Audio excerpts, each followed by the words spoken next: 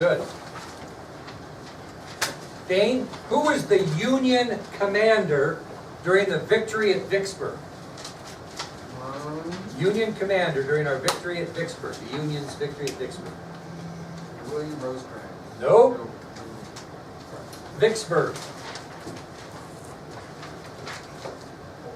Who was the Union commander at Vicksburg? Grant. Ulysses S. Grant. Kellyanna. Yes. Matching or short answer? These are matching here. Or short answer. Kellyanna.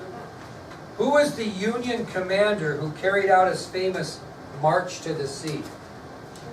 Sherman. General Sherman. William Sherman. Very good.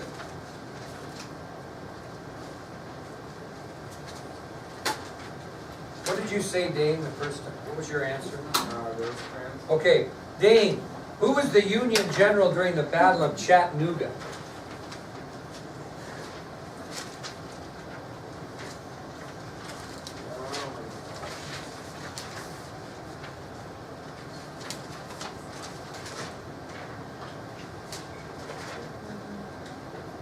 Deja vu.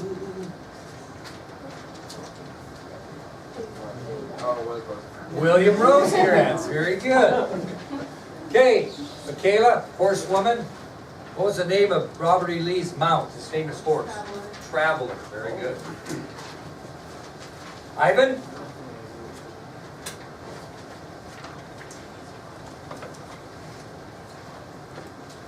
Who was the Union general who was closing in on Richmond from the north as General Sherman approached from the south?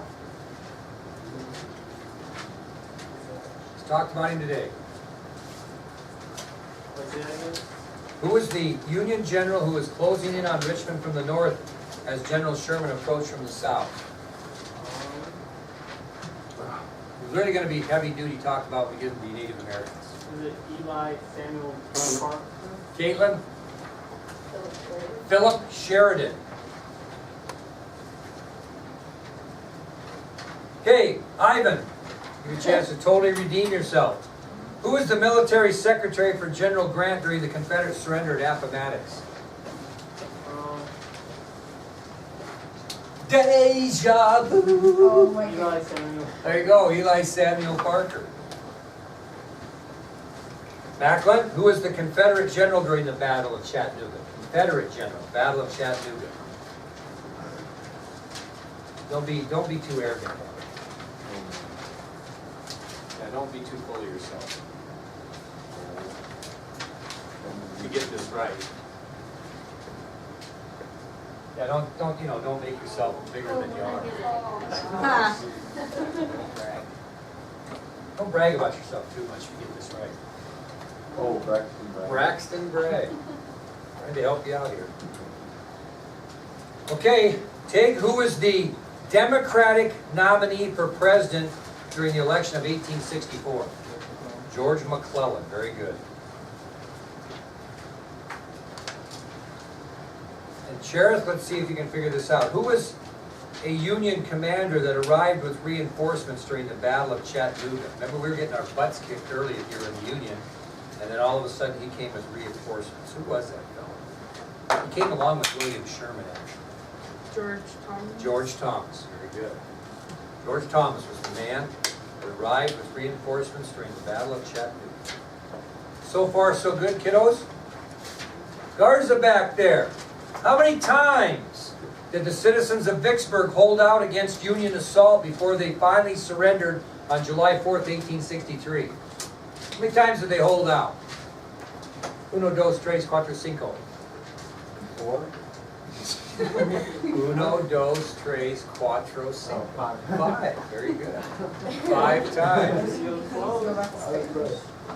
Okay, Emily, name one of the 2 Union victories during the Battle of Chattanooga that secured the Tennessee-Georgia border for the North. There were 2 victories in the Battle of Chattanooga. Give me one of them. Where was it?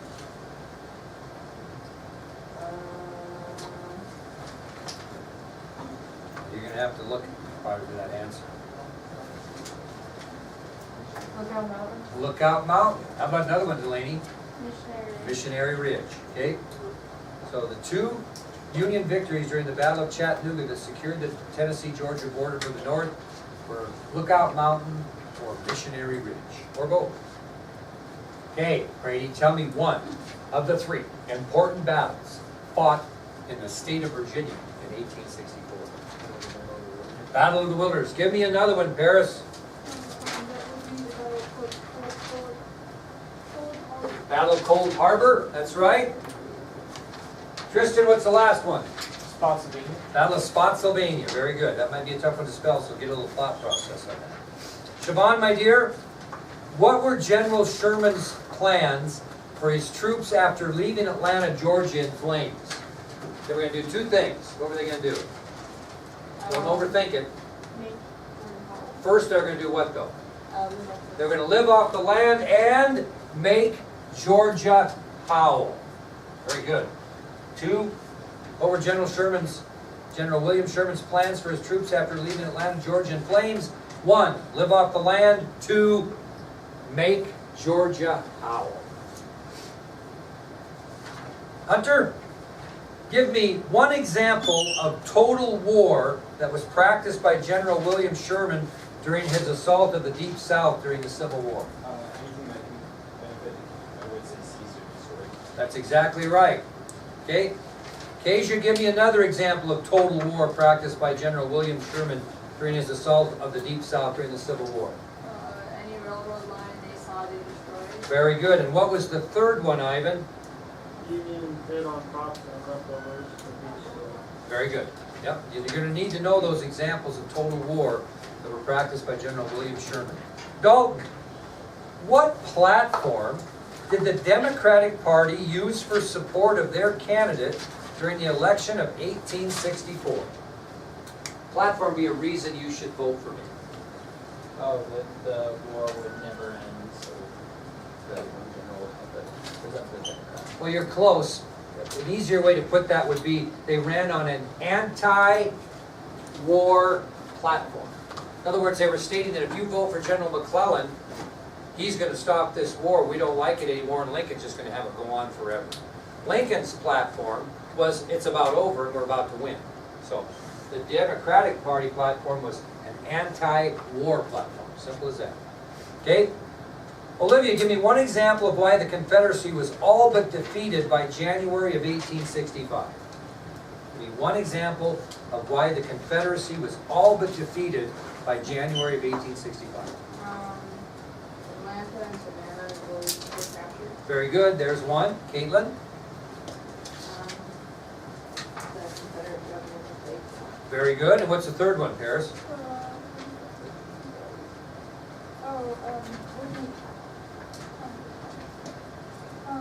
The Deep South had been penetrated on both sides. Yep. Okay. All right. What was the first one? Who answered the first one? What'd you say? Atlanta and Savannah were captured by the Union. Ivan, what was the next one? Or was it Caitlin? The Confederate government was bankrupt. Confederate government was bankrupt. And the third one was? The South had been penetrated on both sides. Okay. General Sherman had totally penetrated the South. Swept them clean.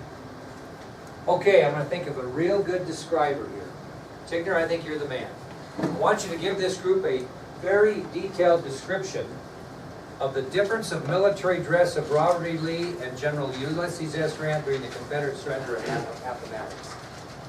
General Robert Lee came dressed in full attire, Full military. military attire, Okay. with slitted gold sword at his side. Okay. General Ulysses S. Grant showed up in a private shirt unbuttoned at the top. Very good. That's exactly right. Robert E. Lee showed up in full military dress with a jewel-studded sword at his side, whereas Ulysses S. Grant came in a private shirt, unbuttoned at the top, with muddy boots. Very good. Okay, give me one, Siobhan, of the simple and honorable terms of surrender that were given to the Confederacy by Union General Grant. All soldiers will have to swear an oath not to take arms of allegiance. Very good. How about another one, Lauren? The Confederate soldiers were required to surrender. Okay, and the third one, Taylor? Confederate officers. Very good. And just, I'll even take this as an oddball one if you want to throw it in there. They allowed all soldiers to keep either their horses or their mules, right? Okay, so there are 25 answers there, kiddo. They'll be worth 3 points apiece. We'll have that test on Monday. That'll be 75 points. The reason I'm going to do this on Monday, for those of you that probably aren't watching this lecture today, but maybe you are, is that I want to get going on the blue and the gray before the state tournament comes, in which we're going to have a lot of kids gone. So Tuesday and Wednesday, Thursday and Friday will be the blue and the gray movie, and we'll take the test on Monday. Shouldn't take us very long Monday, to be honest with you, and so we'll come back in the room and probably start the blue and the gray before the period's up. So there we go, there it is.